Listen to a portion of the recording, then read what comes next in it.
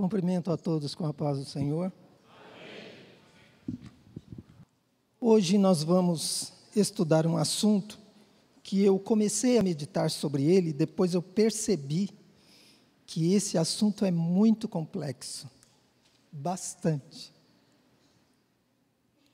E eu até fiquei com muitas dúvidas. Eu só não mudei o assunto, porque Deus falou, não é isso.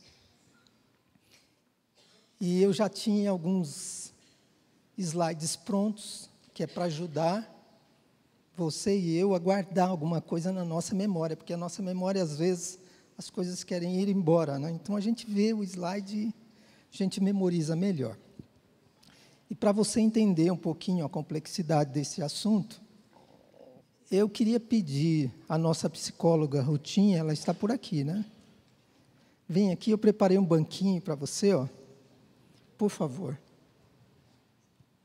Sempre antes dos estudos, os pastores estão fazendo uma apresentação, os jovens vêm aqui, se vestem, fazem uma apresentação, e como eles viajaram, não teve tempo de preparar nada. Então, a irmã Rutinha, pode sentar, por favor. Cumprimento os irmãos. Paz do Senhor. Ela trabalha na nossa assistência, ela é graduada em psicologia, e eu queria que ela respondesse algumas perguntas e você refletisse, porque quando nós formos passar esse estudo ali, vão ficar alguns pensamentos incompletos, então você não estabelece conceitos, mas você vai amadurecendo os pensamentos e pedindo ao Espírito Santo que te ajude. Nós estamos em dias difíceis. Nós temos aqui o pastor Rubens, que está fazendo psicologia, ele sabe o que eu estou dizendo, que ele está estudando lá, e tem vários psicólogos e psicólogas, e bombardeiam o pastor lá, que ele quase se esconde no buraco, mas ele não esconde não, porque o Espírito Santo não deixa. Verdade, não é, pastor? Não é brincadeira. A depressão é o mal do século, isso todo mundo está dizendo. Nós vamos apresentar o apóstolo Paulo como um guerreiro, como alguém que não tinha depressão, mas que lutou. E ele foi um guerreiro mesmo. Mas Deus levou ele numa direção para ele descobrir que quando ele estava fraco, então ele era forte. Deus foi ensinando o apóstolo Paulo, que estudou aos pés de Gamaliel e adquiriu uma autoconfiança, uma autoestima tão alta. De repente ele disse, eu vou jogar tudo isso no lixo. Não, ele disse, eu vou deixar tudo isso na mão de Deus, porque... E aí Deus começou a mostrar coisas para ele, e ele então disse assim, olha, eu percebi que o poder de Deus, ele me ensinou que o poder dele se aperfeiçoa na minha vida, mas na minha fraqueza. Você considera esse mal do século uma fraqueza, Rutinha? Com certeza. Na verdade, ele não é uma fraqueza, exatamente. Ele seria fruto de uma fraqueza. A depressão torna-se fruto de uma fraqueza. Embora a gente tenha todo um estudo científico que permeia a questão genética, né, a predisposição genética, aquilo que a gente chama de predisposição genética, então é a ideia de que os filhos são propícios a ter se os pais tiverem, e aí isso é comprovado cientificamente, mas não necessariamente tem, entende? Então, a fraqueza pode ocasionar a depressão. E você tem atendido e tem tratado pessoas com depressão, só pessoas de maior idade? Não. A depressão, ela tem vários níveis, e assim como ela tem vários níveis, ela pode atingir até crianças. Existem crianças que elas já apresentam alguma predisposição genética, e aí o meio em que ela convive, de repente, ela desencadeia sintomas depressivos. Talvez não chegue a ser uma depressão exatamente diagnosticada, porque aí a gente vai tratar antes que isso se torne uma depressão diagnosticada. Mas a depressão ela é uma doença física, ou espiritual, mental? Olha, Elias, o que acontece com qualquer doença, na minha opinião, enquanto psicóloga, é que essa coisa de compartimentar é só uma questão de estudo. Na verdade, tudo é espiritual, tudo mexe com as emoções e atinge o físico, porque nós somos um só. Embora nós tenhamos uma alma, habitemos em um corpo e somos um espírito, mas nós somos um só. Então, qualquer doença, seja ela qual for, atinge o nosso intelecto, atinge o nosso físico e atinge também o nosso espiritual. Então, eu vou falar sobre um apóstolo Paulo, guerreiro, animado, alguém valente. Você acha que a valentia, ela ajuda a espiritualidade? Certamente. Ela pode ser algo que nos leva ou nos conduz a ultrapassarmos aquilo que a gente considera como nossas limitações. Mas você já atendeu algum valente no seu consultório angustiado? Sim, porque qualquer ser que humano... é angústia? Então, qualquer ser humano, seja ele qual for, ele pode ser o mais valente ou pode ser o mais medroso que a gente pode considerar, ele pode... E ele necessariamente desencadeia uma angústia, porque todos nós aqui, qualquer um de nós aqui, já tivemos momentos em que nós estivemos em situações de angústia, em que nos apresentamos angustiados. Isso é natural do ser humano. Qualquer ser humano, em situações diversas, apresenta os sintomas de angústia. Mas você está falando de uma angústia que é uma tristeza que soma com tristeza e que vira angústia, é isso? Não necessariamente isso que leva à depressão. A angústia que eu falo é uma angústia que até é escrito por alguns filósofos, como Kierkegaard, que vai falar sobre essa angústia de uma forma bem pontual, porque ele vai colocar essa angústia como medo. Então, é o medo que o ser humano tem. Esse é um dos problemas que eu encontrei quando comecei a estudar sobre Paulo como um guerreiro. Ele podia ter medo, ele teve medo. Medo não é pecado. Certamente ele teve medo. Medo não é pecado, ter medo. Certamente ele teve medo, porque se você é ser humano, em algum momento você tem medo, nem que seja na hora de nascer. Você já nasce, o choro, aquele choro é o medo do desconhecido, do que está fora, do externo. Então, qualquer ser humano, seja ele qual for, se ele é ser humano, ele tem medo. E o medo é algo negativo? Não é. Até porque o medo, ele é aquilo que nos ajuda a não nos proporcionar autodestruição. Porque se a gente não tiver medo, por exemplo, a gente vai fazer coisas que a gente não poderia fazer porque nos destrói, entende? Então, o medo, ele nos limita, ele nos trava em situações, talvez situações bobas, por exemplo. Eu tenho medo de andar no carro a 140 por hora, porque eu sei que pode acontecer um acidente. O medo, ele vai me limitando. Ele vai me dando freio. É isso. Eu coloquei nesses slides alguma coisa sobre traumas e sobre influência que a pessoa recebe na sua educação. Pode ser no lar, através dos pais. E essa influência, ou esses traumas, trazem o medo. Você concorda com isso? Sim, mas esse aí é um outro tipo de medo, né? O medo que eu estou falando aqui, que se assemelha à angústia, que está lá no livro de Kierkegaard, chamado O Conceito de Angústia, esse medo é um medo do ser humano a questões adaptativas e a questões de impedir a autodestruição. Quando se trata de medos relativos a traumas ou a influências no sentido de que, por exemplo, eu vi que alguém se deu mal naquela situação. Trauma é algo físico ou é mental? Eu não gosto de fazer essa segregação nunca. Eu acho que trauma também traz...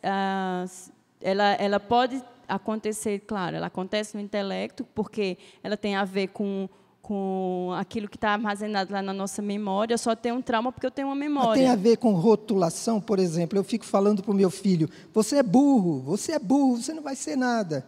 Aí isso pode criar um trauma nele? Certamente. Não só criar o trauma, mas fazer com que ele se sinta um burro. Você está mexendo na identidade dele. E aí, quando você mexe da identidade, você está dizendo para ele que ele tem que ser E aquilo. aí, Ele vai se ter eu- que incorporar aquele Se papel. eu, de tudo eu tenho medo, aí eu sou medroso, meu filho ele vai buscar um referencial em mim e ele vai ser medroso também. Certamente. Olha, Certamente. isso são coisas da psicologia. Anotei um versículo aqui que quando eu fui ler, eu fiquei com uma dúvida. Eu falei, a Rutinha, se ela não souber responder, porque nós não ensaiamos nada, viu? Paulo disse assim, olha, a gente fica perplexo. Perplexo quer dizer indeciso, mas desanimado nunca. Quer dizer, tem momentos da vida que eu fico indeciso, perplexo, mas desanimado não. A indecisão, quando eu estou indeciso, eu estou com medo. Certamente. E o desânimo também. Só que o que acontece, qual que é a diferença entre estar perplexo ou indeciso ou estar desanimado? O desânimo ele tem tudo a ver com desesperança. É quando eu não vejo mais nenhuma possibilidade. O indeciso, não.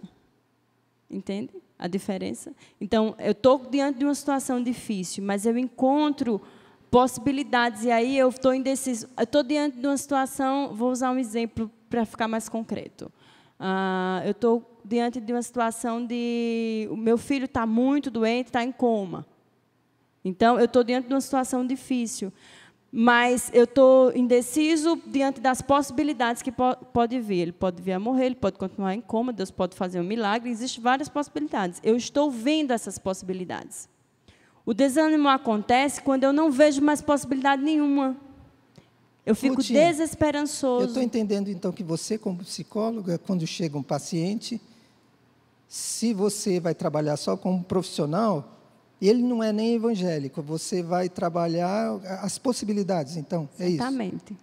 Vamos supor, ele está passando um problema terrível, morreu um parente, e ele ficou numa situação, ele chega lá desanimado, sem ter condições de guerrear mais. Ele já não é um guerreiro, desanimou. Aí o que você vai fazer? Vai tratar como? O quê? Geralmente as pessoas que nos procuram no site terapêutico, elas nos procuram porque não encontram mais possibilidades sozinhas. E aí a nossa ajuda psicológica é essa. A gente põe diante dela possibilidades para que ela possa enxergar. Eu costumo muito dizer isso na terapia. Eu falo assim, olha, eu não vou achar a solução, eu não vou dizer para você o que você tem que fazer, eu vou acender a luz e a gente junto vai encontrar um caminho para tudo isso. E a luz é essa, colocar as possibilidades para que esse desânimo possa se tornar talvez uma indecisão. Rutinha, eu vou te fazer uma pergunta, eu não sei se você vai responder, mas eu vou fazer, porque eu vou colocar esse slide aí. E depois que eu pensei sobre isso, eu mesmo fiquei com dúvida. Porque está escrito no livro de Apocalipse que os covardes, eles vão ter uma única recompensa. A recompensa que eles vão receber é ser lançado no lago de fogo e enxofre. Pois bem, é o último livro da Bíblia. E está lá. Deus mandou escrever isso. O que você acha de um covarde? Como profissional, sem falar em Bíblia, em Deus, em fé, porque eu sei que quando chega um paciente lá no seu consultório, se ele tem fé, para você é uma maravilha para cuidar dele, não é? Fantástico. É se mais ele tem fácil. fé, meu caminho andado. Se ele Eu sou não ativa, tem, se ele não tem fé, o que a maioria dos psicólogos que não são evangélicos fazem, eles vão só trabalhar as possibilidades. Eles vão pegar tudo que está na cabeça dele, tentar ajudar a pessoa a administrar o que ela não está conseguindo administrar. Isso? Estou certo ou estou errado? Exatamente. Estou certo? Exatamente. Agora, o que seria esse covarde? O que é um covarde, profissionalmente falando, esquecendo a Bíblia? Então, quando a gente fala de medo, e aí quando eu digo que o medo é uma coisa boa, ela é boa porque ela nos dá a possibilidade de que a gente avance, de que a gente... a angústia, de que vai falar disso? Eu tenho angústia e, por causa dessa angústia, eu fico numa situação incômoda e eu preciso encontrar possibilidades, e aí eu me abro para as possibilidades e caminho. Essa angústia que você está falando, então, não é aquela tristeza que vem mais... Não, estou falando do medo. O medo. Então, eu tenho uma situação... Medo do quê, Rutinha? Então, eu tenho uma situação desconhecida, um futuro. Um medo de algo que não existe, então? É um medo do desconhecido.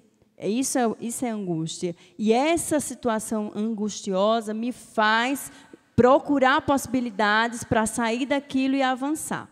Agora, existem situações que a gente considera patológicas, porque o medo vai se tornando fobia e vai nos limitando, nos tornando pequenos. É como se a gente fosse virando um caracol. E a gente vai se fechando, se fechando, se fechando. Então, esse medo, quando se transforma em patologia, que são as fobias, e existem inúmeras fobias que se desenvolvem no ser humano.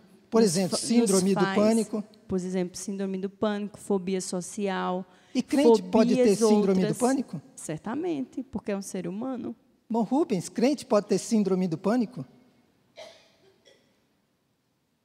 Pode? O irmão Rubens está na faculdade estudando psicologia e ele está passando por apuros lá, né, irmão Rubens? Ele também acha que pode. Pode, Rutinha? Certamente. Nós somos seres humanos. E tá, e agora? E a covardia? Como é que fica? Que aí mas eu vou para aí frente. É o que acontece. Essa coisa de nos fecharmos e não avançarmos no enfrentamento, isso nos leva à covardia. Olha, eu vou deixar em aberto essa conversa, que é uma conversa muito interessante, e você pode ter a continuidade dela quando tiver um chá terapêutico aqui. Logo, logo vai ter um chá terapêutico. Sempre tem. Aí a irmã Rutinha está aqui. Ela faz exercícios, o irmão Denson, que é pastor, que também é psicólogo aí na assistência, ele também vem. Irmã Rutinha, muito obrigado, viu? Aí, sobre essa covardia, vai ficar em aberto. Eu até pedi para o pastor Antero, que vai fazer o estudo na terça-feira próxima, eu falei, Antero, quem sabe o senhor pode... Eu não obriguei ele, mas eu pedi, se ele pudesse dar continuidade ao assunto, porque eu sei que vão ficar pensamentos incompletos. Aí você pensou sobre esse covarde. E o interessante é que a palavra no original na Bíblia é deilos, porque a Bíblia foi escrita em grego no original, e aí a tradução é covarde e medroso. Covarde, medroso, sempre com o sentido de covardia ou timidez sem razão. Sabe quando, por exemplo, manda você dar um testemunho, e aí você não vai porque você começa a tremer e você tem medo. Aí alguém pergunta, você tem medo do quê? Tem medo de uma coisa que não existe. É sobre isso que a irmã Rutinha estava falando agora há pouco. Se você quiser resolver esse problema, conversa com a psicóloga, ela vai tirar isso da sua cabeça facilmente. Você vai começar a pregar rapidinho. Aí, veja lá, medo de pertencer a Cristo. Nós estamos em dias hoje que existem pessoas que aceitam Jesus e têm medo de pertencer a Jesus. Se envergonha de admitir que é cristão. É agente secreto de Jesus. Por quê? Não tomam, toma posição, né? Ou eles têm medo de tomar posição clara em favor do que eles sabem que é correto. Eu queria dizer para você nessa noite que o apóstolo Paulo é um exemplo para nós. Ele falava do que ele vivia. E é a Bíblia que nos ensina o que Deus quer de nós. Paulo tinha medo de pertencer a Cristo depois que ele encontrou com Jesus? Não. Depois que ele encontrou com Jesus, segura Paulo, segura ele. Ele era um guerreiro antes, e aí ele se tornou um guerreiro mais ferrenho ainda quando ele passou a pertencer a Cristo. Mas existem cristãos hoje, irmãos, que são tão apagados, que não dá para cumprir aquele versículo que diz, de tal maneira brilhe a tua luz, para que os homens vejam e glorifiquem a Deus. Não dá para brilhar a luz, porque no momento em que tem que falar qualquer coisa, por exemplo, a pessoa chega assim, eu estou me sentindo tão mal, eu não sei o que eu tenho. Aí o crente, você está ruim? O que você está sentindo? Que é isso, meu irmão?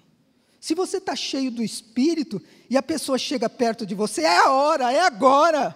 Eu sou um guerreiro de Deus. É agora que o Espírito Santo vai me dar. Olha, eu tenho um que pode resolver o teu problema. Cadê o guerreiro? Mas o que acontece? Algumas pessoas estão vivendo assim hoje. Se envergonham de admitir que são cristãos. Lá na firma, lá na escola, é agente secreto. E Paulo, ele tinha medo de tomar posição em favor daquilo que ele achava que era certo? Ele tinha medo? Não. Ele era um guerreiro. Ele tomava posição. Ele dizia, isso é certo, ele tomava posição. E por causa disso, olha quanto ele sofreu. Leia lá na Bíblia. Quantas vezes ele foi açoitado? Porque ele tomava posição. O pastor Silas, um dia desses aqui, estava falando sobre gente que fica em cima do muro. Não toma posição. Guerreiro de Deus, toma posição. A vida ela é composta de desafios, e para o apóstolo Paulo, ele tinha desafios. Só que ele mostra um exemplo para nós. Ele, sede meus imitadores, como eu sou de Cristo. Ele via um Cristo incansável. Incansável. Que desceu do céu e que de dia e de noite, ele dizia, sede meus imitadores, né? Esses desafios, o que eu estava comentando com vocês agora há pouco, muitas pessoas não enfrentam os desafios porque têm medo. E quem foi que colocou esse medo, ou essa timidez, para que você não enfrente esse desafio, quando você é desafiado? Existem crentes que nunca oraram impondo as mãos para Jesus curar alguém. Outro dia eu vi um pastor dando um testemunho, ele disse, eu estava lá no culto, e tinha um irmão lá sentado numa cadeira que ele era aleijadinho, e estava sentado lá na igreja, e um dia eu desci do púlpito, fui lá e orei por ele e pus a mão em cima dele. Aí eu falei, irmão, e Jesus curou? Ele falou, não curou não, não levantou não. Eu falei, mas que eu orei, que eu pus a mão, eu pus a mão. Ele não saiu andando, mas que Deus fez alguma coisa, Deus fez. Eu pensei assim, tu é doido. Mas é esses doidos que Deus usa. Vai indo, meu irmão, vai indo, que qualquer hora você vai pôr a mão e o milagre vai passar pela tua mão. O cego vai ser curado, o surdo vai ouvir. Mas se nunca põe a mão,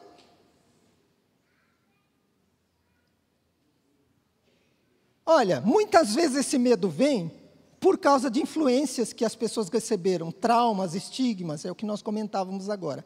Mas Deus, o que Ele faz? Ele encoraja e propõe os desígnios dEle. É o que Deus faz, mas Deus não faz a sua parte.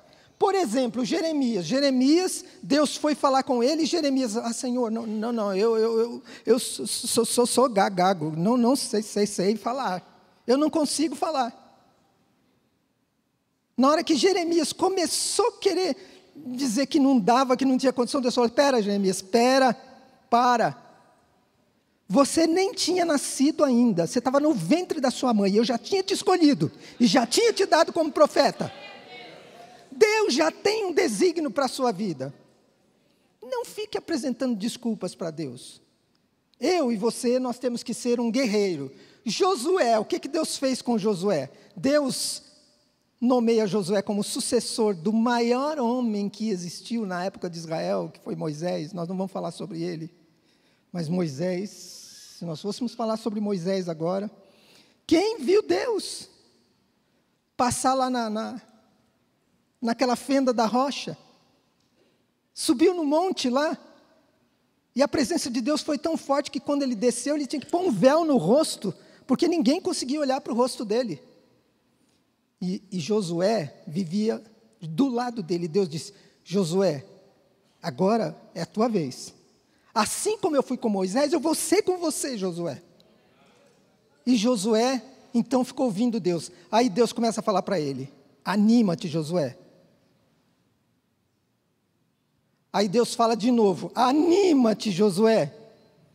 Deus fala com eles outra vez, anima-te. Deus não quer ninguém fazendo a obra dele desanimado. Tem crente que chega no culto tão desanimado. Irmão, porque você não sabe os problemas que eu estou passando, a luta que eu estou passando. Escuta, olha para a Bíblia. Veja o caso daquela mulher que o filho dela tinha morrido. E aí ela veio correndo e alguém perguntou, está tudo bem? Ela disse, está tudo bem. Está tudo bem, porque eu já estou indo na direção do profeta e Deus já vai me dar a vitória. Está passando luta? Glória a Deus, aleluia. A vitória já está chegando. Josué, Deus diz, anima-te. Depois Deus diz assim para ele, olha, e fica olhando na Bíblia, fica lendo, de dia e de noite.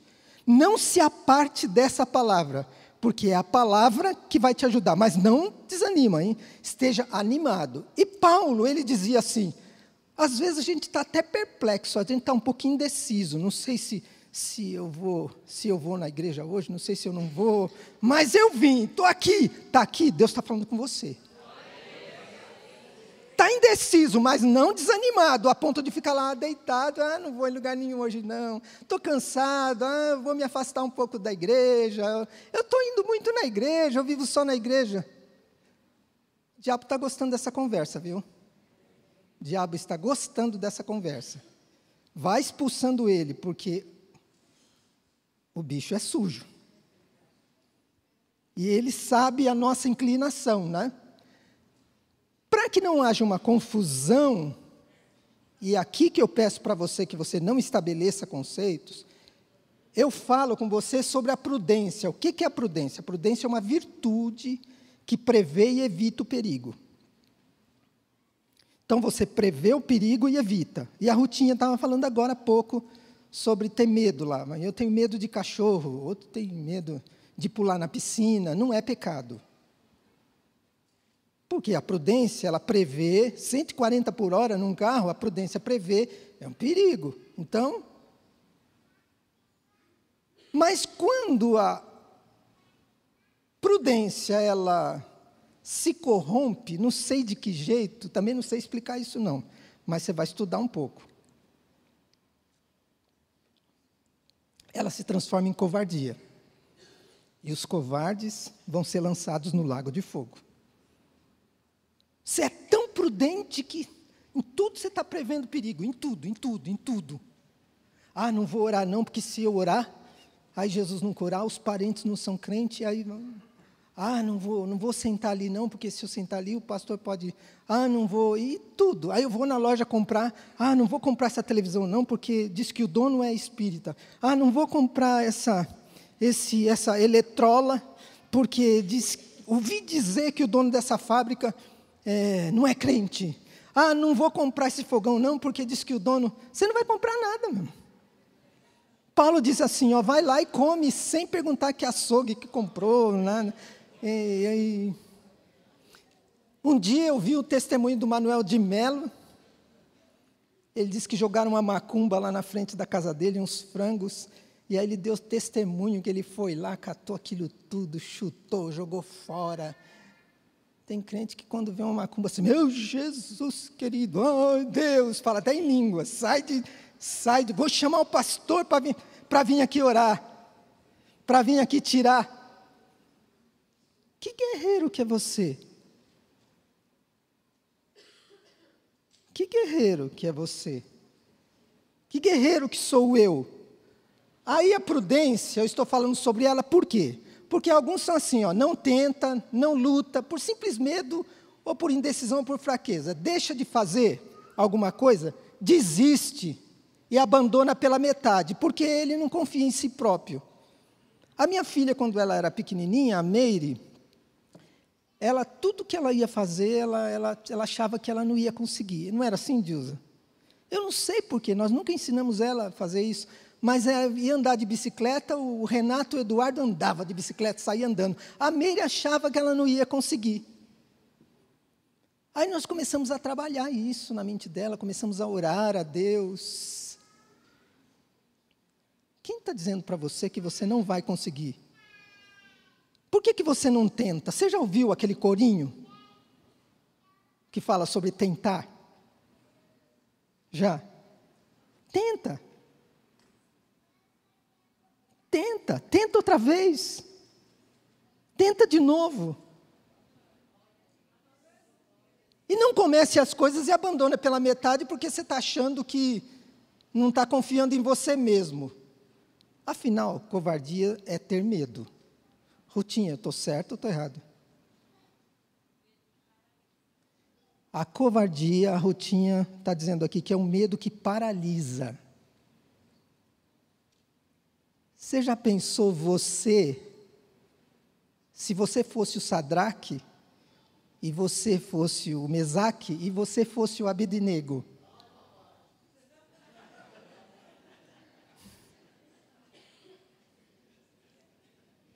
Na hora que você chegava na frente daquele forno,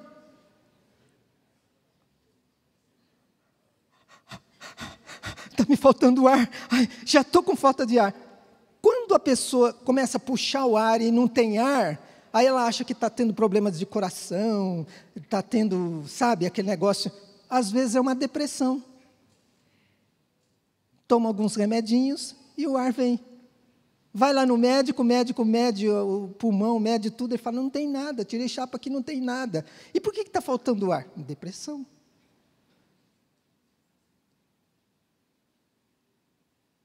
Mas Sadraque, Mesaque e Abednego, pode jogar nessa fornalha e joga já, eu quero ser jogado agora.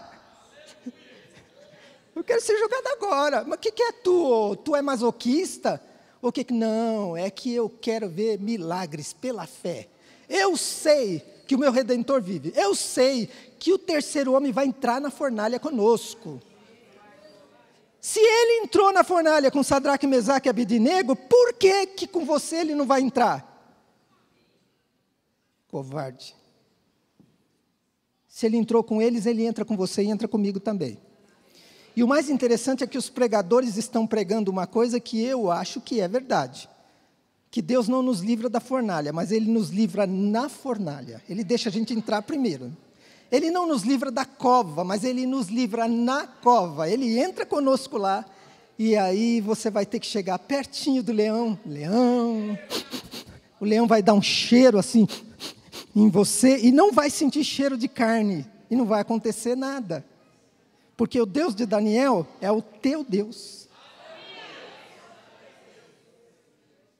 Olha lá. O que está acontecendo lá? A mesma palavra em grego que eu mostrei para vocês, estão lembrados? A mesma palavra aparece aqui quando Jesus Cristo diz assim, olha, por que temeis? É a mesma palavra, irmão, em grego, que quer dizer, escuta, que timidez é essa? Que está dando lugar à covardia, você vai ficar paralisado. O que aconteceu com eles? Eles, quando Jesus vinha andando sobre o mar, eles começaram a gritar. Gritar. Quando a pessoa está gritando assim, dando grito, ela está totalmente descontrolada, perdeu o equilíbrio. Mas aqui não é quando Jesus estava andando sobre o mar. Aqui é o momento em que Jesus vai lá no barco, e olha o que Jesus faz. Meu irmão, minha irmã, ele pega uma almofada, e ele deita. E Jesus começa a dormir. Eu não vou roncar não, porque é o que Jesus não roncava. Ele ficou lá deitado. E aí caiu no sono. E aí veio a tempestade. O mar bravio. E os discípulos lutaram, e olhavam lá, e o mestre? Dormindo tranquilamente. Sabe o que Jesus está te ensinando? Descansa. É o que está escrito no Salmo. É o que está escrito na palavra. Aquietai-vos. E você já vai saber que eu sou Deus. Olha como Deus está falando com você. Deus está querendo algo mais de mim e de você. Esse Cristo, a mesma palavra aparece lá em Marcos, quando ele diz, por que sois tão tímidos? Ainda não tendes fé? Foram lá, Jesus, acorda, pelo amor de Deus, Jesus, o senhor não está vendo que nós já vamos morrer? Irmão, vai morrer junto com Jesus, Jesus não morre, se ele morrer ele vai ressuscitar, e se for preciso ele ressuscita você também, deixa morrer, porque depois ele ressuscita. Mas fica tranquilo nesse barco aí. Acorda, Jesus acordou. O que Jesus fez? Vento. Mar. Estão dizendo aí que uma tal de Iemanjá é dona do mar. Mas não é não, viu? Quem é dono do mar é Jesus. Vento, mar, acalma, aquieta-te. E de repente houve uma bonança. Aí vem a pergunta: quem é esse que até o vento e o mar lhe obedecem? Olha, você não precisaria de mais nada para você ser crente, viu? É só você saber que o vento e o mar obedecem Jesus. Não precisa saber mais nada. Se o vento obedece ele, se o mar obedece ele, ele tem um pouquinho de poder, não tem? Tem ou não? Por que temeis? Por que sois tão tímidos? Ainda não tendes fé? Agora há pouco a psicóloga estava dizendo que a fé, para ela é mais fácil tratar de uma pessoa quando tem a fé. Ainda não tendes fé? Se você tem fé, a fé te leva por um caminho onde você vai chegar diante do Deus que é amor. E a Bíblia diz que o amor lança fora o medo. Você chega diante do Deus Todo-Poderoso e você não tem medo, você tem temor, que é diferente, né? Aí saiu do arraial um filisteu, um homem guerreiro, cujo nome era Golias de Gate. Ele tinha uma altura de 6 côvados, eu preciso acelerar aqui. Ele trazia na cabeça um capacete de bronze e etc. e tal. Você conhece essa história, aquele gigante. Esse homem, ele tinha 2,94 m, 3 metros de altura. Ele tinha 3 metros de altura. Isso aqui está lá no museu de Paris. Era uma... Depois você pode olhar isso daí na internet se você quiser. Então está aqui a luta de Davi com ele. A ponta de ferro pesava 6 quilos, a ponta de ferro da lança dele. Essa roupa que ele usava, que era uma cota de malha, ou seria algo que você atira a flecha não penetra, né? Pesava 57 quilos, alguém disse que pesava mais. Na verdade, alguns pesquisadores dizem que ele carregava mais de 100 quilos só de arma. E como ele tinha 3 metros de altura, calculando o peso do físico dele, talvez ele pesasse entre 180 e 250 quilos. Porque tem gente que não é gigante nem nada e pesa 120, né? 110. Tem muitos que pesam, né? Glória a Deus, né? Glória a Deus. Tem muitos que pesam. Então, o que vai acontecer quando surge esse gigante aí? Se você está diante de um gigante desse, o que acontece? Ele é um guerreiro. Guerreiro é aquele que tem entrado em guerra e se porta com valentia. Paulo é um guerreiro. Quando ele se encontrou com Jesus, ele entrou em guerra e o comportamento dele era o comportamento de um valentia. Ele guerreava. Olha a vida de Paulo, se ele era um guerreiro ou não. Estão falando aí sobre um tal de guerreiro São Jorge, quem sabe na próxima terça-feira eu posso se falar sobre isso, né? Se você for pesquisar, o Jorge, ele foi até um cristão, e até lutou pelo cristianismo. Mas depois que ele foi enforcado pelo rei lá, aí algumas pessoas beatificaram, santificaram, que é o que fazem com algumas pessoas, inclusive eles beatificam até pessoas do Brasil, aí, do interior, tem algumas santas aí que estão fazendo milagres, né? E depois que disseram que ele era um santo, eu vou dizer uma coisa para vocês, um outro espírito assumiu o nome dele, e esse espírito não é um espírito de Deus, não é o Espírito Santo. E aí você começa a assistir essa novela aí, e a novela diz, olhando para o céu eu posso ver São Jorge na lua. Diz que ele está lá na lua, matando um guerreiro, e aí muita gente já está dizendo, eu estou pedindo para ele, eu estou buscando ele, porque eu estou matando um dragão por dia. Guerreiro, estão lutando também. Esse espírito que tomou posse desse nome, São Jorge, Olha o que ele já fez no Rio de Janeiro, que ele é o padroeiro de lá, e é o padroeiro de algumas nações, viu? Tem um engano tão terrível, que quer afastar as pessoas de Deus, de Jesus, e do real poder, para se vencer, para ter vitória numa batalha. Esse homem era um guerreiro, mas eu estou falando sobre o guerreiro Paulo. Veja o que aparece aí, de repente, um jovem disse assim, Saul precisava de alguém, e um menino disse assim, eu conheço um moço, tem um moço lá, o filho de Jessé, o belemita, ele é valente também, ele é um guerreiro também, ele é prudente em palavras, é gentil de presença, e o principal, o Senhor está com ele. Aí começa a vida de Davi, chegando perto do rei, e olha o que Davi está dizendo. Davi está dizendo assim, ainda que um exército me cercasse, digamos que vocês fossem um exército, aí o Davi sai aqui, vai no meio de vocês com uma espada, todos vocês vão para cima dele. Sabe o que ele vai dizer? Pode vir o exército inteiro, pode me cercar, eu não temerei, não tenho medo. Por que será que Davi não tinha medo? Porque ele acreditava nisso, o Senhor é a força da minha vida. O Senhor é a força da minha vida. Saia daqui dizendo isso essa noite. Se você puder, passe o dia inteiro dizendo isso, o Senhor é a força da minha vida, o Senhor é a força da minha vida, o Senhor é a força da minha vida. Sabe como se expulsa o medo e a covardia, dizendo o Senhor é a força da minha vida, o Senhor é a força da minha vida.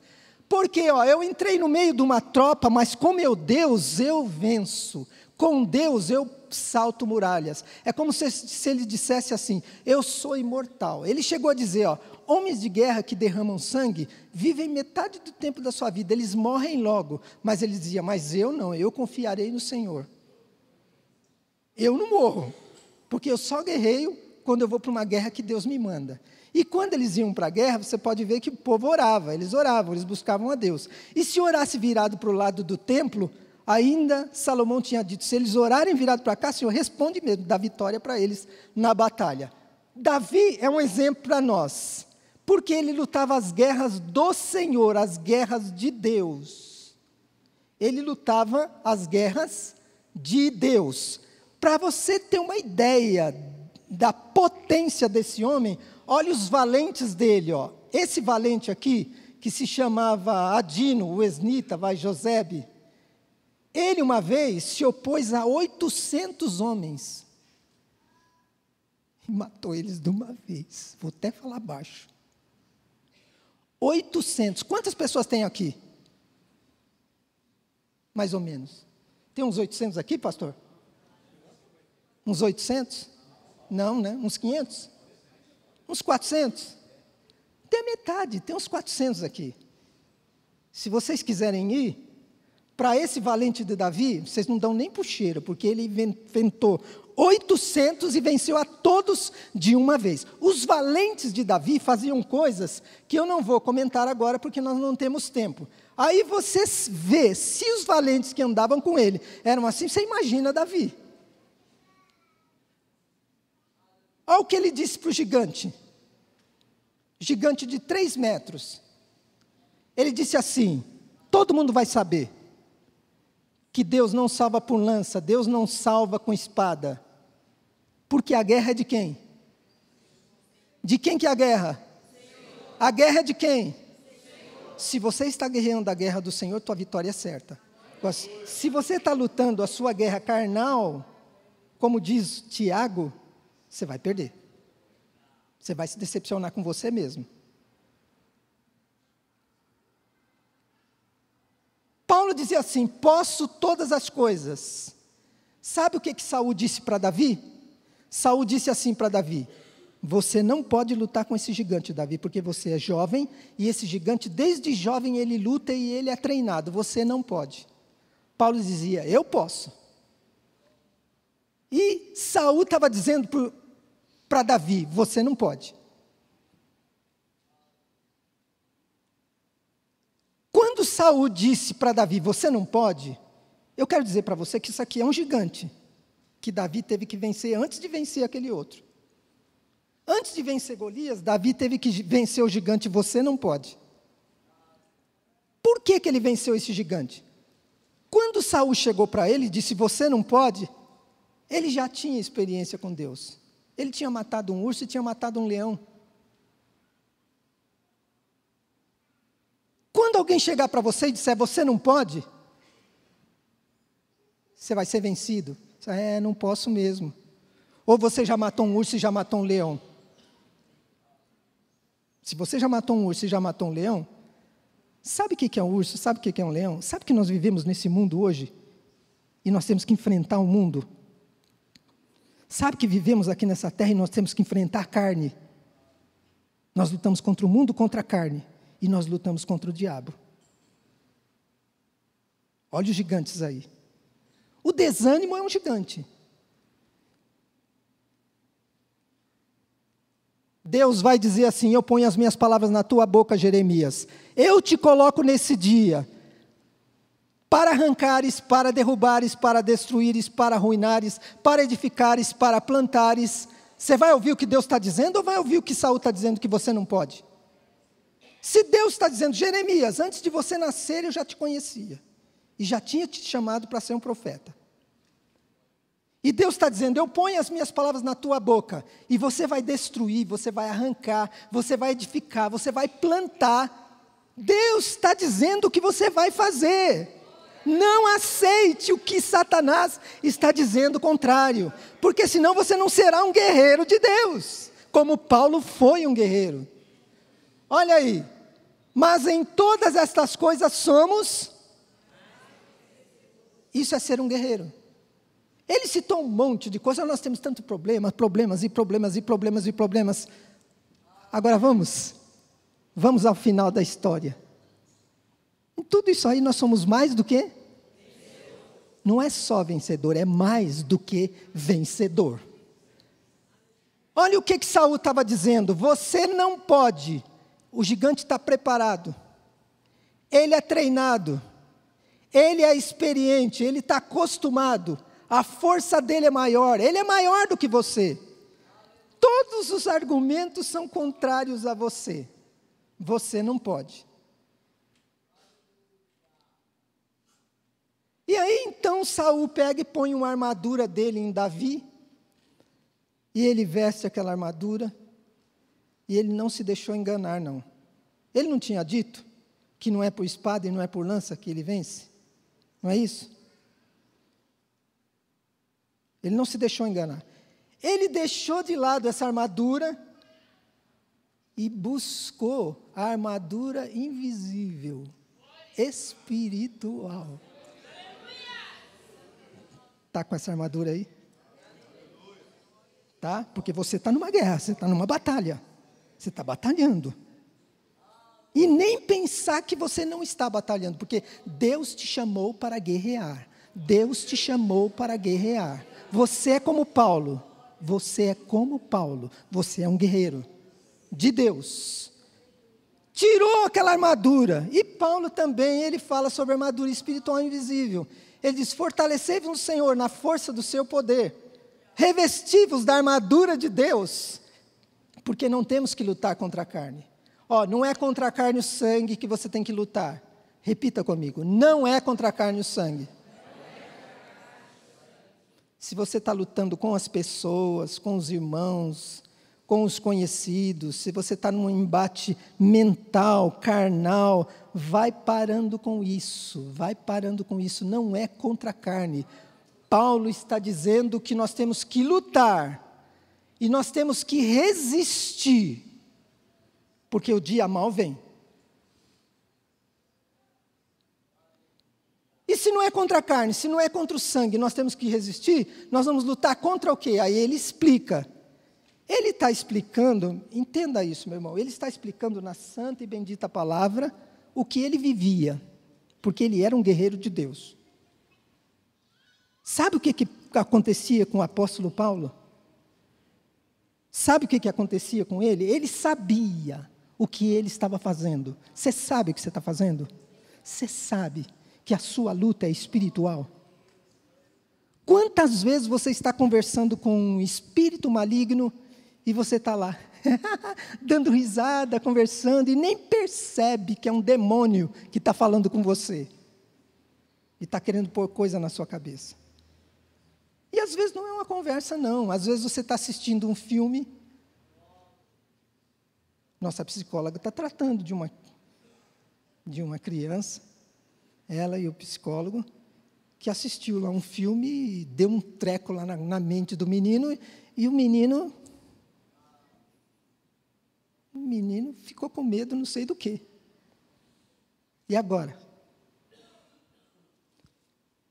Isso aconteceu comigo também, viu, irmãos? Eu não sei por quê. O meu filho mais velho, uma bênção de Deus, hoje ele está na igreja, serve ao Senhor, casado. De repente, deu um medo no moleque, e ele ficava assim, ó, ele pegava ele no colo, ele puxava a perna, ele estava vendo alguma coisa, eu não sei o que era.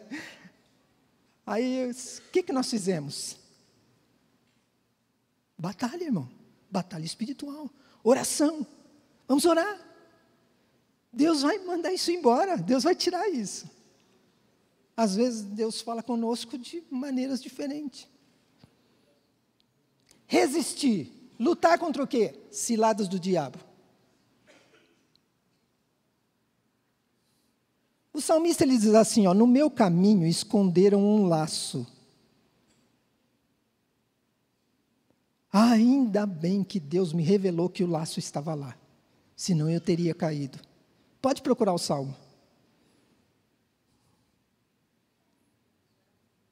Tem crente que anda assim, ó.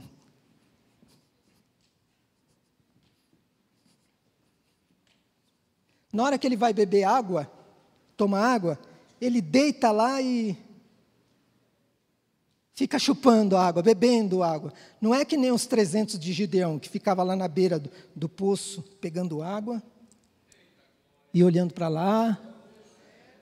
Aí Deus disse assim, Gideão, chama só esses daí, só esses. Esses que estão sempre ligadinhos, atentos. É com eles que você vai vencer. E o resto, manda tudo embora, porque são tudo covarde. Deus conhece os covardes, irmãos. Deus manda embora. E se esses covardes lutarem e de repente Deus der a vitória, eles vão querer a glória para eles. Cilada do diabo. Ah, para mim o diabo não arma cilada, não. Não arma, ele arma para todos. Ah, mas é o pastor. Aí é que ele prefere mais ainda. Porque se ele puder derrubar um líder, é o que ele vai tentar fazer. Ele arma ciladas para todos. Principados. Ah, irmão, graças a Deus eu já sei o que é principados. Eu tenho certeza que uma grande porcentagem aqui não sabe o que é principados. Quem sabe o pastor vai explicar na próxima terça-feira. O senhor explica? Olha lá. O senhor vai continuar nesse assunto? Olha, glória a Deus. Já convenci ele. Principados, potestades. Ah, eu já sei o que é potestades. Eu fiz o 1º grau, 2º grau, 3º grau. Estou na escola dominical estudando. Já sabe o que é, então fique esperto. Porque não é brincadeira, não. Paulo sabia disso, ele sabia contra o que ele estava lutando. Príncipe das trevas desse século. Aqui, irmãos, tem um negócio misterioso aí. Aqui você tem que abrir a sua visão, você vai começar a enxergar. Coreia do Norte, Coreia do Sul, Israel, Estados Unidos. Começa a enxergar tudo o que está acontecendo. Cada nação tem um príncipe. Como é o nome do que luta por Israel? Como é o nome dele? O poderoso. Como é o nome? Fala, irmão. Não sabe? Grita aí, irmão. Como? Miguel. Tem crente que nem imagina o que significa a nação de Israel. É a figueira para a qual nós temos que olhar. Hostes espirituais da maldade. Irmão, mas aonde ficam essas hostes espirituais da maldade? Ai, graças a Deus dentro da igreja não, hein? Não? Tem muitos crentes entrando na igreja, irmãos, de braços dados com as hostes espirituais da maldade. Eles chegam aqui dentro da igreja e só a misericórdia do Pai. Eu estou falando aqui assim hipoteticamente, né? Mas não quero dizer que exista isso aqui, é lógico. Mas tem muitas igrejas por aí, que a pessoa chega dentro da igreja, é um instrumentinho de Satanás para trabalhar contra a obra de Deus. Você luta para ganhar uma vida, ganhar uma alma. E pessoas que estão dentro da igreja feridas, machucadas. Porque tem gente que acha que pode falar tudo que quer. Irmão, é o seguinte, viu? Só cala a boca aí, viu, irmão? Pensa que pode chegar e mandar a pessoa calar a boca.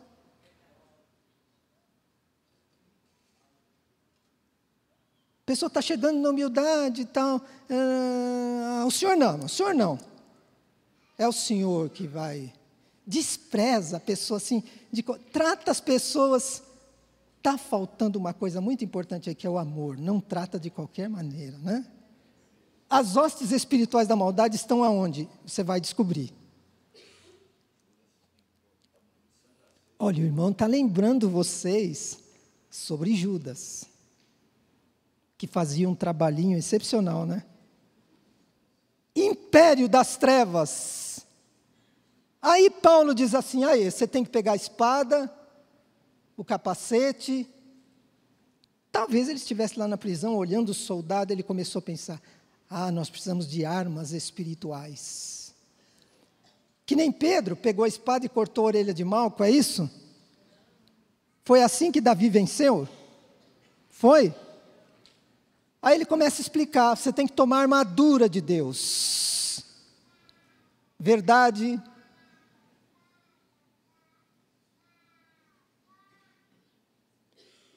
Tem gente que adora o Espírito Santo. Espírito Santo, dons espirituais. Como eu gosto do Espírito e dons e profecia. Irmão, passa uma revelação aí, dá revelação. Espírito Santo, adoro o Espírito Santo. Eu quero dizer para você que o mesmo Espírito Santo é o Espírito da verdade. E se você tem pacto com a mentira, como é que você pode andar com o Espírito Santo? Andarão dois juntos se não estão de acordo? A mentira começa quando eu não vivo um Cristo, um evangelho de um Cristo que eu disse que aceitei. E eu estou dizendo que eu sou um seguidor de Cristo? Então eu não estou seguindo Jesus, o que ele ensinou. Começa aí a mentira. O evangelho, a justiça, paz. O evangelho é evangelho de paz. Por isso que nós estamos sempre em paz. Paz com todos os irmãos. Sempre temos paz. Muita paz. Fé. Olha as armas. Salvação. Tem gente que diz salvação. Aí eu chego e pergunto, irmão, o que é salvação? Eu sei que eu sou salvo, mas eu não sei o que é salvação, não. Salvação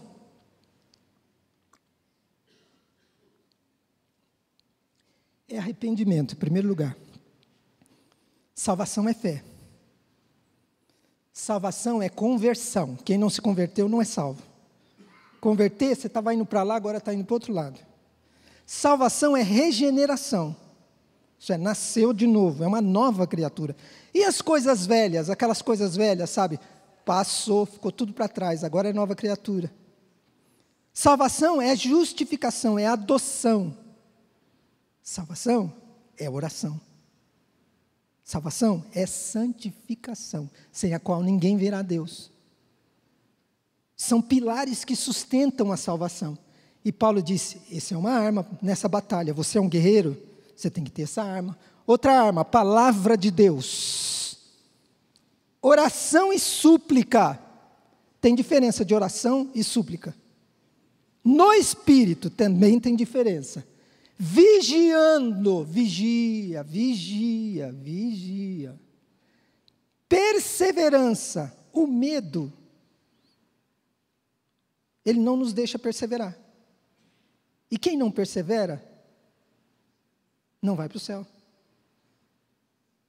É simples, né?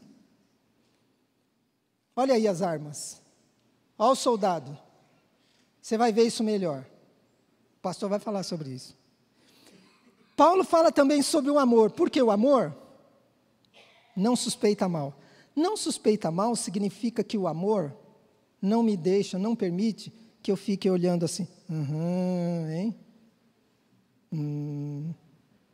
Aí eu olho lá. Não sei não, hein? Eu acho que tem alguma coisa errada aí. Ele fica conjecturando, ele fica julgando com uma determinada base que não existe. Esse amor não nos permite, eu vou usar uma ilustração. Está vendo essa cadeira aqui? Essa cadeira você não pode sentar, e nem eu. Deus não nos ordena e não permite que nós nos assentemos nessa cadeira. Porque essa cadeira, ela é do juiz.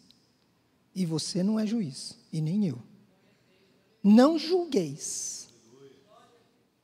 Está vendo esse martelinho aí? Você não pode pegar, não. Esse martelinho aí é só o juiz, que vai lá e pum, dá a martelada e dá a sentença. Você e eu?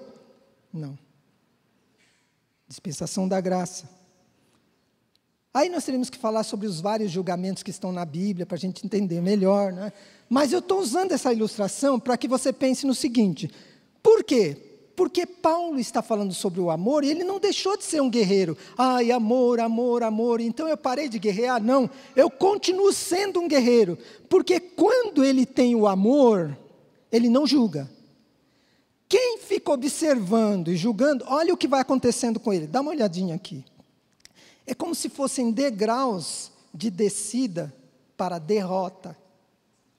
Esse guerreiro vai ser derrotado. Primeiro, ele fica olhando, observando, as coisas começam a ficar complexas, confusas. Ele pensa que entende, mas não entende. Aí ele fica analisando, e Deus não deixa ninguém entrar dentro de ninguém, ninguém conhece ninguém. A Bíblia diz, por seus frutos o conhecereis. Até aí, tudo bem, eu estou no versículo bíblico, mas mesmo assim, eu não tenho direito, tem que ter cuidado. As coisas ficam complexas, e depois eu posso estar com a minha disposição interior subjugado a uma inveja. Porque eu fico olhando para a pessoa, e essa pessoa, ela tem alguma coisa a mais que eu não tenho. Em vez de eu ficar alegre, eu começo a ficar triste, um sentimento de tristeza, isso aí é inveja. Posso estar subordinado a uma inveja, e eu começo então a olhar e começo a julgar. Aí vem, lá na sequência já vem o descontentamento. Eu começo a olhar, começo a julgar, fico complexo, não sei se é inveja, não sei se não é, se é ciúme, se não é ciúme, mas eu sei que eu já não estou contente mais do jeito que eu estava. Eu estou ficando meio descontente com a situação. Esse irmão, essa irmã, eu já estou ficando descontente. Olha o guerreiro. Aí eu começo a desistir. Sabe quando você desiste de algumas coisas? Que Deus não mandou você desistir? Se Paulo tivesse desistido, você imagina. Mas ele era um guerreiro de Deus. Ele lutou, fez tudo o que ele tinha que fazer. Você vai ver que no fim ele vai dizer, acabei, guardei a fé. Aí vem aquela situação da injustiça. Eu acho que as coisas aqui não estão muito justas. Isso não é justo, isso é injusto. Olha quem fica observando e julgando, olha o que vai acontecendo. Aí a paz começa a ir embora, ele já não tem paz mais. Começa a fazer as coisas assim, sabe? Mal feito, que significa relaxamento. E aí a Bíblia já começa a falar, maldito que faz a obra do Senhor relaxadamente. Em vez de vir bênção, vem maldição. Esse já foi vencido pelo gigante do desânimo. Olha o guerreiro que saiu para lutar e que já foi vencido. Sabe o que foi embora? A esperança, o entusiasmo, a fé, aquele entusiasmo que você tinha, aquela fé, aquela esperança, está batendo em retirada, está indo embora. Foi derrotado, caiu. Tudo começou no momento em que ele quis assentar numa cadeira que Deus não lhe deu direito. Você já pensou se eu ficasse lá olhando? Saulo, esse homem mandou apedrejar o Estevão, santo servo de Deus. Saulo, coitado, não tem mais salvação para ele, já está no inferno. Você já pensou se eu ficasse assim, julgando, olhando para Saulo? E Deus olhava para ele e já via um Paulo. Você lembra da mulher pecadora? Jesus Cristo disse: quem dentre vós não tem pecado, atira a primeira pedra. Me dá mais 5 minutinhos. Bom combate. Este mandamento te dou, meu filho Timóteo. Recebeu profecia. Deus profetizou e falou: eis que eu tenho uma grande obra na sua vida, vou usar a tua vida, você será um vaso de bênção. Quando você veio e aceitou Jesus, o pastor falou umas coisas para você, disse: agora você está no caminho de Deus, Deus vai te abençoar. Profetizou, porque as pessoas profetizam na nossa vida. Tem que vir a palavra para as coisas acontecerem. Só que depois da profecia, você tem que batalhar, você tem que lutar, você tem que entrar na batalha. Você não vai ficar esperando, vou ficar aqui esperando. Não, não é assim. Sofre as aflições, porque você é um bom soldado. E aí Paulo está dizendo assim, eu combati o bom combate, completei a carreira, guardei a fé. Nós não temos tempo para falar sobre isso, mas eu estou só colocando para você, tá? Deus não nos deu o espírito de covardia, mas de poder, de amor e de equilíbrio. Quem aqui recebeu o espírito do medo e da covardia?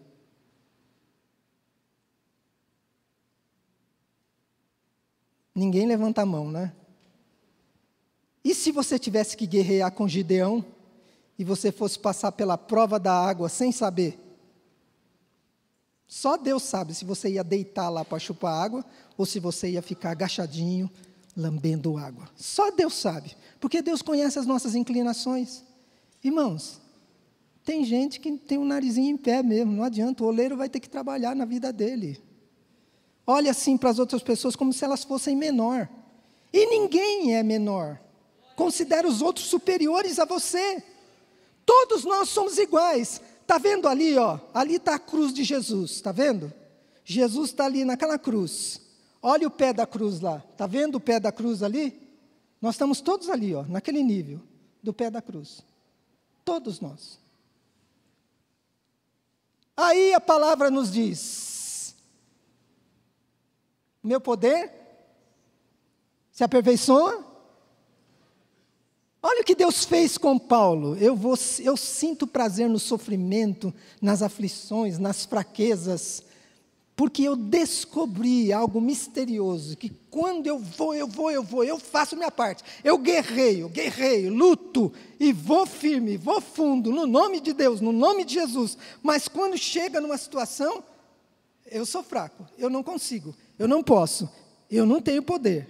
Aí é a chance do poder de Deus operar através de mim. Vamos falar juntos? Vamos lá.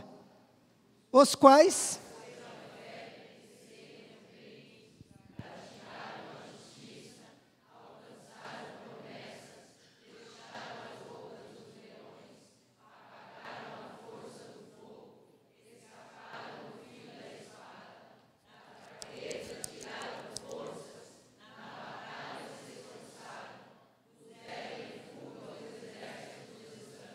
eu quero que você fale um pouquinho mais alto, porque isso é um exercício do céu.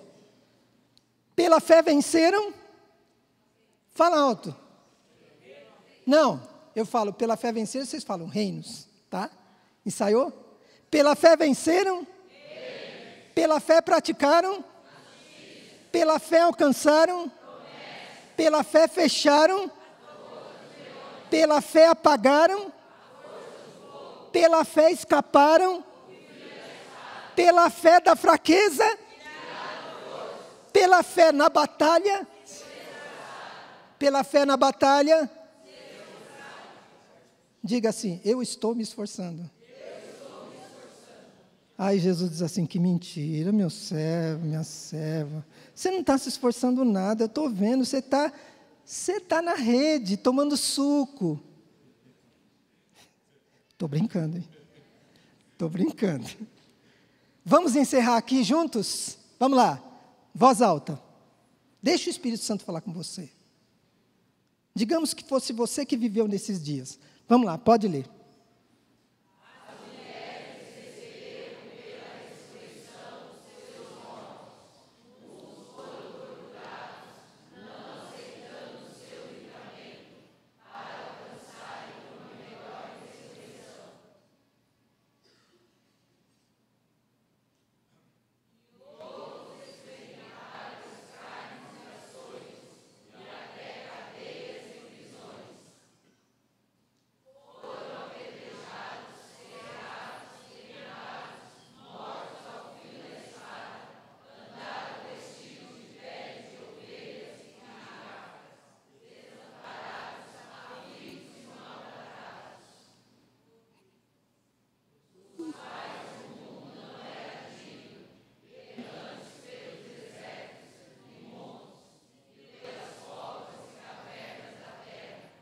Ah, se Deus